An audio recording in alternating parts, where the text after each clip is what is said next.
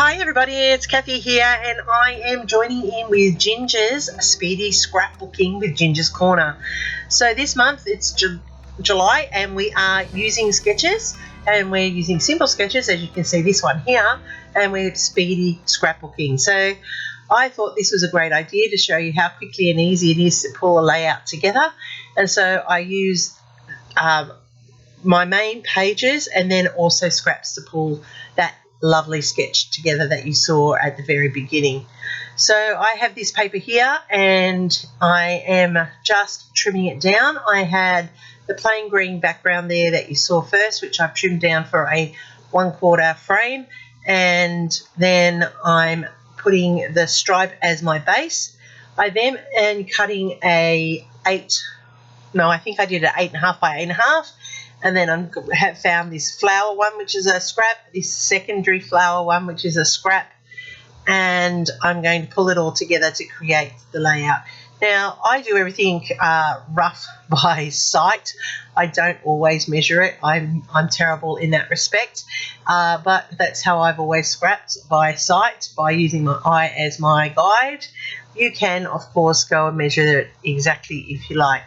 I found this green mottled colour here strip, which is going to be perfect for me to tie in, and I've also got this aqua, which picks up the aqua colour in the text on that piece of paper that we're including. Now I am using double-sided tape to adhere this to the frame, and that's really important. And these are from a Chamel range that I picked up at a bargain clearance sale just recently, so I thought they fitted perfectly for what I wanted to do. Now, the photo that I'm going to do today is one of my daughter from a long time ago, early teen years, pre-teen years, very long time ago, and so it just shows that I'm not a chronological scrapper. I just scrap with what I have in front of me. And I have a massive pile of photos just sitting here that I've pulled that I've wanted to scrap, but I've never done it. So now I'm just going to be working from that pile. So the sketch called for a big square in the base, and then two horizontal and a vertical, and then two smaller pieces on the side that were of the similar colour. So I have taken leftovers, as I said, and I'm using scraps to do this layout, which ties in beautifully with Ginger's concept of stretching your stash and using what you have to create layouts that are effective. Now I'm putting in my pieces together based on the colours in my photo, but also based on the scraps that I have available. Now you'll see me lift and move and redo and reassess all the time because I don't follow the plan properly, and then I refer back to the sketch and go, oops, should have put that bit in there. So you'll see me lift up pieces, and that's okay. That's the beauty of double-sided tape. It allows you to do that quite easily. Now this horizontal one is giving me a bit of a problem. I've had to trim it down a few times now, and see, lift again. It's because when I look back at the sketch, I realise that they're all meant to be tucked over each other and under tucked. So the scraps make it easy. You use up all your strips that you have laying around, and you're pulling together this layout very, very quickly, as you can see. Now, as I said, this photo is of my eldest daughter, the one that's married, and so this was taken when she was a teenager, probably with the bobbed hair. I would have said she may even still have been at primary school at that stage. Maybe not, maybe early high school. And so I've just gone and collected a few bits and pieces that I had lying around. I fussy cut out the camera, I fussy cut out those tags, and I fussy cut these flowers from Vicky Booten papers that I have got scraps lying around, and that's allowed me to build the 3 clusters that you saw on the sketch. They were hearts, and it just shows that in a sketch it is just an idea, a suggestion, and you make it your own.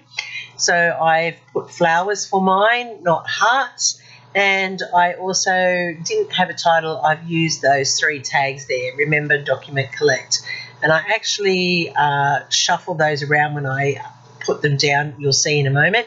I rearrange the order so it says collect, remember, and document. Makes more sense to me. Now, some of those flowers I've popped up on foam tape. just so that they've got dimension onto the layout. And then what I'm doing to make everything pop is I'm using a white pen, a white thin pen, and I'm going around the edges of them. Now, because I'm using dark colours, that works really nicely. You can do that on a dark colour base where you use the white to make it pop. Alternatively, you can use the black if it's on a light colour base, and you can use your black to make it pop. So what I'm doing is going around the edges of all of the pieces of paper that I have incorporated into this layout, and that's giving it a little bit of a definition. Another way, of course, is to ink the edges of your papers and make them stand out off the page that way. So either or any of those techniques help you to make your layout pop and stand out from your background. Now, I like outlining my papers. I think that that's a technique that really does make your paper pop, but it's about choosing the correct colour to use to do that. Now, white is tricky, and white pens are very tricky to work with. You either get a really good one or you flounder with your white. So it does require multiple going over sometimes to get the white to work perfectly, but I do like the effect that it has with these dark colours.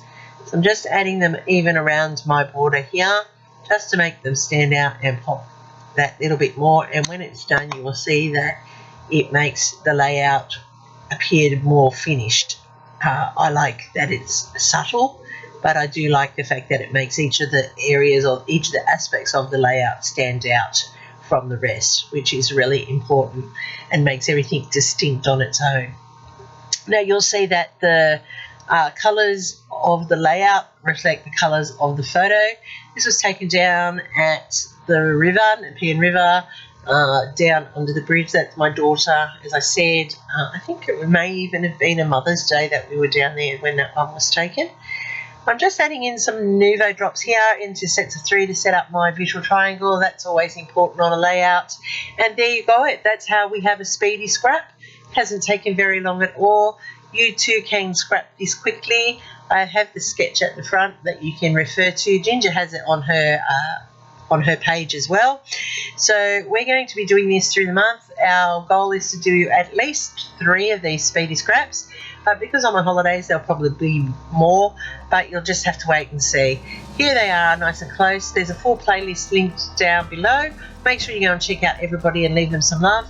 Hopefully I've earned a thumbs up from you and a subscription if you're not already subscribed. Thank you if you already are. Happy scrapping till next time, and remember, speedy scrapping can be fun too. See you in the next video.